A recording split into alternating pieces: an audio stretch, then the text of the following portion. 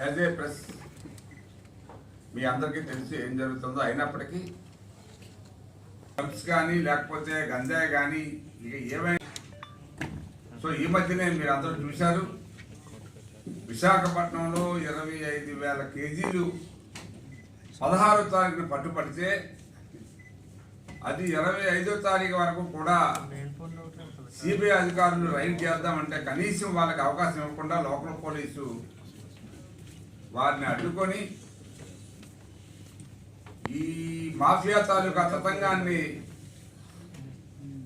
మాయ చేయడానికి ఈ ప్రభుత్వం పెద్దలు ప్రయత్నం చేశారనేది మీ అందరికీ తెలుసు.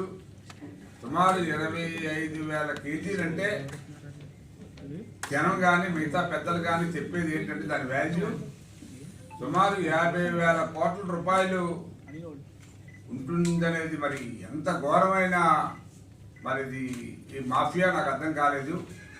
బ్రెజిల్ నుంచి ఇక్కడ కంటైనర్లో రావడం అంటే మరి ఎట్లా తీసుకొచ్చారో ఎవరికి కూడా అర్థం కాని పరిస్థితి.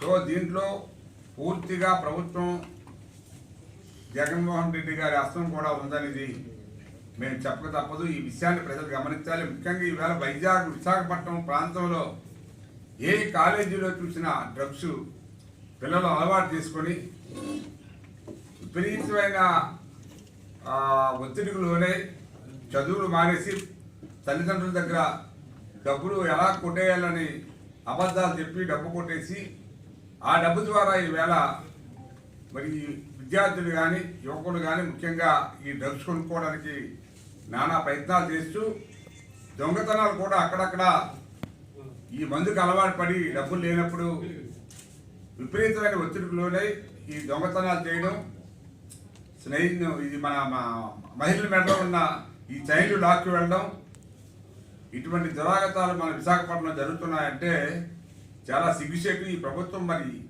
ఈ విశాఖపట్నాన్ని పెద్ద రాజధాని చేస్తామని చెప్పి పెట్టిన పెద్దలు మరి వాళ్ళకి సిగ్గు ఎగ్గు ఏమి లేకుండా ఈ విశాఖపట్నాన్ని సర్వనాశనం చేస్తూ ఉన్నారు. నిన్ననే ఒక అబ్బాయి మా ఏరియాలో సుమంత్ అనే ఒక అబ్బాయి, మీకు ఉదాహరణ చెప్తున్నాను నేను, వాడి వయసు కనీసం 22 సంవత్సరాలు కూడా ఉండదు. విపరీతమైన డ్రగ్స్ వాడి మెంటల్ వచ్చేసిందంట. నేను ఇప్పుడు ఈరోజే నా ఫోన్ చూపిస్తాను. నేను మన Visakhapatnam superintendent of police dental అది మెంటల్ కాలేజీ ఆ మెంటల్ హాస్పిటల్ సూపరింటెండెంట్కి ఫోన్ చేస్తే అతను ట్రీట్మెంట్కి ఇటువంటి విద్యార్థులు యువకులు చాలామంది ఈ మధ్య ఈ హాస్పిటల్లో జాయిన్ అవుతున్నారని చెప్పడం జరిగిందంటే దీని పరాకాష్ఠ ఎంతవరకు ఉందో మనం అర్థం చేసుకోవాలి. మరి ఏపీలో అభివృద్ధిలో నెంబర్ 1లో ఉన్న ఆంధ్ర రాష్ట్రాన్ని ఈవేళ ఈ డ్రగ్స్, కొకైన్, గంజాయి ఇవన్నీ సరఫరా వాడకంలో నెంబర్ 1 చేశారు జగన్మోహన్ రెడ్డి గారు. మరి ఇంత దౌర్భాగ్యమైన పరిస్థితిలో ప్రజలు తెలుసుకోవాల్సిన అవసరం ఏముందంటే చాలా చీప్గా దొరుకుతుంది గంజాయి మన విశాఖపట్నంలో అయితే. అది వేరే ప్రాంతానికి వెళ్ళినప్పుడు చాలా ఖరీదైపోతుంది. అందువల్ల ఈ ప్రాంతంలోనే దాన్ని మన యువకులు, నిరుద్యోగులు చాలామంది వీటికి బానిసై వాళ్ళ జీవితాలు నాశనం చేసుకుంటారు. కాబట్టి దీనికి పూర్తి బాధ్యత ఈ ప్రభుత్వం తీసుకోవాలి. జగన్మోహన్ రెడ్డి ప్రత్యేకంగా మరి తీసుకోవాలి. అతను యువతని బాగు చేశాను, ఈవేళ కొన్ని వేల ఉద్యోగాలు వస్తాయని చెప్పి ఈవేళ సాక్షిలో పెద్ద ఓదరు కొట్టి పెద్ద హెడ్డింగ్ వేసి పెట్టారు.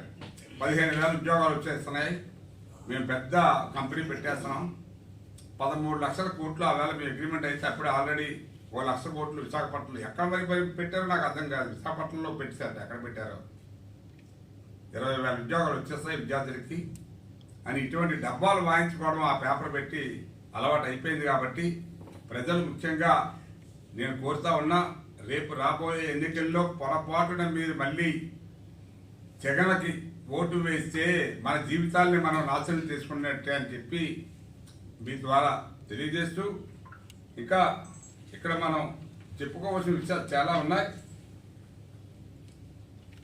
ఇక్కడ ఈ పరిపాలన కూడా ఈవేళ అధికారులు తెగించి మరీ ఎలక్షన్ కమిషన్ కంట్రోల్ ఉన్నా కూడా ఎవరు కూడా భయపడకుండా కొంతమంది అధికారులు ఈ వైసీపీకి సహకరిస్తూ ఎంతసేపు తెలుగుదేశం పార్టీ వాళ్ళు చేస్తున్న ఏదైనా చిన్న చిన్న లోపాలుంటే వాటిని ఎత్తి చూపగానే వెంటనే స్పందించే అధికారులు మరి వైసీపీ లీడర్లు కానీ వైసీపీ నాయకులు కానీ చేస్తున్న ఈ అరాచకాలు ఏవైతే వయలేషన్స్ ఉన్నాయో ఎలక్షన్ కమిషన్ మరి సీరియస్గా తీసుకోకపోవడం చాలా అన్యాయం.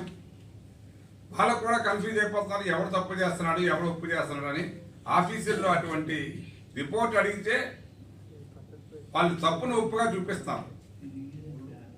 వాళ్ళు కనిపెట్టాలి, ఈసీ కనిపెట్టి మననే ఈ మధ్యనే 3 అధికారుల మీద చర్య తీసుకున్నారు. ఇంకా మిగతా వాళ్ళ మీద కూడా చర్య తీసుకోవాలని చెప్పి మరి కోరుతున్నాను. ఈ విషయాలన్నీ కూడా ప్రజలకు తెలియజేయాలని, ప్రజల ద్వారా ఈ ప్రభుత్వాన్ని మనం మార్చుకుంటే తప్పితే మన జీవితాలు బాగుపడవని మరి తెలియజేస్తూ మరొకసారి మిమ్మల్ని అందరినీ ప్రార్థిస్తున్నా ఈ విషయాలు గట్టిగా ప్రజలకు తెలియజేయాలని చెప్పి కోరుతున్నాను.